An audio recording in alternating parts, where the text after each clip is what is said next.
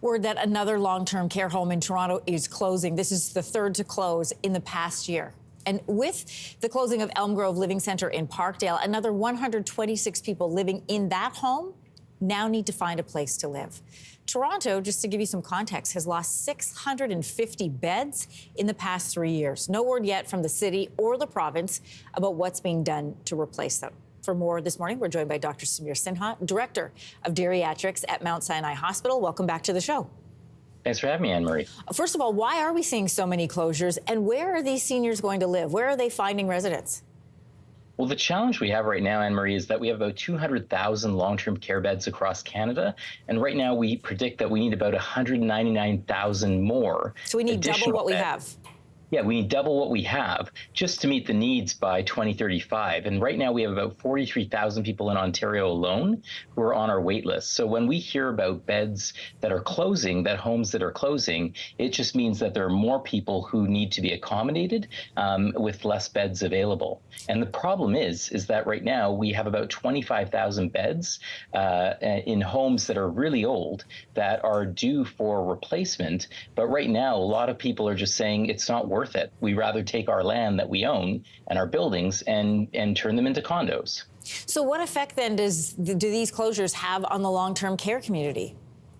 It's huge because, if people need long-term care, they ideally want to be in a home in their own community. And Parkdale, for example, in Toronto, is now losing 2 of its homes. So people in that community, if those people who are living in these homes right now are going to have to be transferred to other homes that might be in other neighborhoods, that might be beyond the city, for example. And that makes it even harder for their families to stay connected and then to remain in their own communities. I'm thinking, Dr. Sinha, of people who don't have families that are connected. Those are seniors who are living without people who can provide care or advocate for them, fill out all the paperwork that's needed to go to long-term care centers. What happens to those seniors who are displaced? Where do they go? Well, again, it depends on where there are beds. And when we have 43,000 people on the wait list right now, there aren't many beds available. So there is a process. There are rules and regulations here that say that a home wants to get out of the business of providing long-term care, then they have to inform the province. They have to go through procedures so that they can start transferring people well in advance of the home actually closing. So there is a process in mind. But as you said, if there's a person who has dementia, for example, has nobody to advocate for them, sometimes you're at the will of a placement coordinator who will say, there's a bed on the other side of town. No one's going to protest that. We'll just move you there. And hopefully it's going to be a home that will be good for you, but it may not.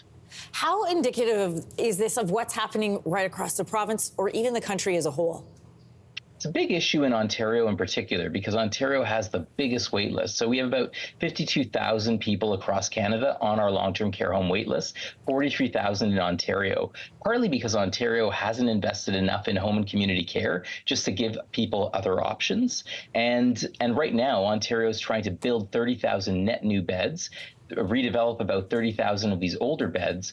But right now, with construction costs being what they are, with a lot of for-profit players in the game saying, maybe we don't want to redevelop our beds, it's not worth it. We could take our valuable land and develop something else. It's really creating a problem where we're seeing very few beds, new beds open or very few beds redeveloped. And there are other challenges that some of these older homes are on small pieces of land that don't allow themselves to be redeveloped in traditional ways. I know we're talking about beds, but really it is a housing crisis of a different sort. What then should the province's responsibility be to our seniors who you point out, who have helped build the country and who have paid into healthcare in this country for decades?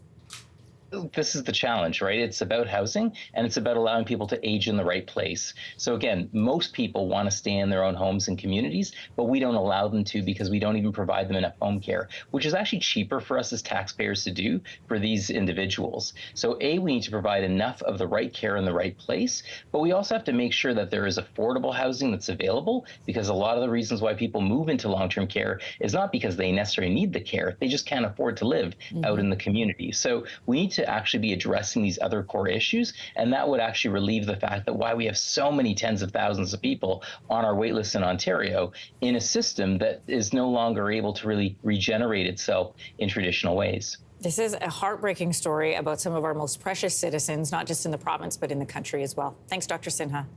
Thanks for having me, Anne-Marie. Hey, thanks for watching. If you liked this, be sure to subscribe here, or you can check out more Your Morning videos right here.